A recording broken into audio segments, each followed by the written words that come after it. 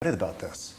It's been a while since we had a brand new, high-profile Marvel Comics movie come to the screen. Yeah, for sure. Yeah, because what happens is if they do well, next thing you know, there are franchises. You have 2, 3, 4 of a franchise, and it starts filling up, you know, the holiday season, the summer season. So there's not room for new franchises. So we're one of the few new ones. What kind of feedback do you get from fans, or even just the people out there that are interested in Iron Man, the comic strip? Well, I only know from what I see on the internet and what I hear at like conventions like Comic-Con, but I know that whenever we've put a piece of information out there, like the fact that Robert was cast, people seem supportive. When they saw the picture of the suit design, they liked it. When we showed footage at Comic-Con, everybody went nuts, and they, you know, it became a bit of a sensation in that community. And then that slowly sort of bubbled up through the mainstream, and now people everywhere seem to know about the movie and want to see it. Well, the buzz around the movie is that it is true to the comics, the Marvel comic. I think more than most comic book movies it is, yeah. And what makes Iron Man different, too, than other superheroes, it's a plausible superhero because it's not magical powers or, you know what I mean? It's technology-based. That was a big thing, was the idea of plausibility, because look, it's not going to be realistic. It's science fiction. It's a little bit bigger than life, but you didn't want to make it that anything was possible just because it was magic. You didn't want to make it Harry Potter. You know what I mean? Yeah. You wanted to ground it in reality more than that. And so we created rules and stuck with them. And part of it also is the way you present the visual effects. The more realistic you make the suit look and the mechanisms behind it, the more you buy that this suit could really exist. I was going to say, that suit must have gone through a lot of different incarnations or kind of...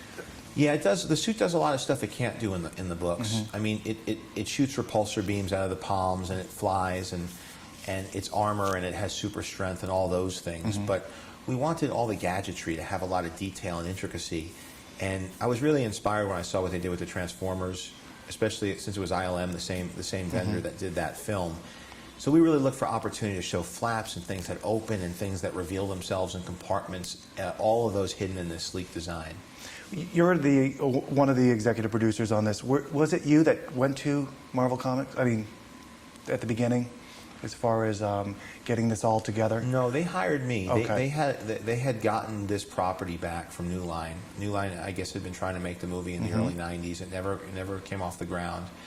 And when Marvel formed their own studio, they got the rights back to certain heroes. One of them was Iron Man. The Hulk is another one. Thor, Captain America.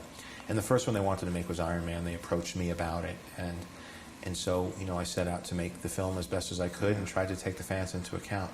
Was it a little daunting at first to think about this? I mean, this scope of this movie is huge. I mean, it's big. It's scarier when you're working on a little one, to be honest. Really? Because you don't have a lot of money, and you don't know if anybody's going to see it.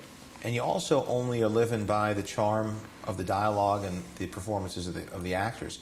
Here, you know, we knew that we always would have a fun action set piece every 20 minutes or so to fall back on and entertain people. And movies like this do well whether they're good movies or bad movies, you know. So there's a safety in knowing that if you have exciting action, it's going to do well in the marketplace.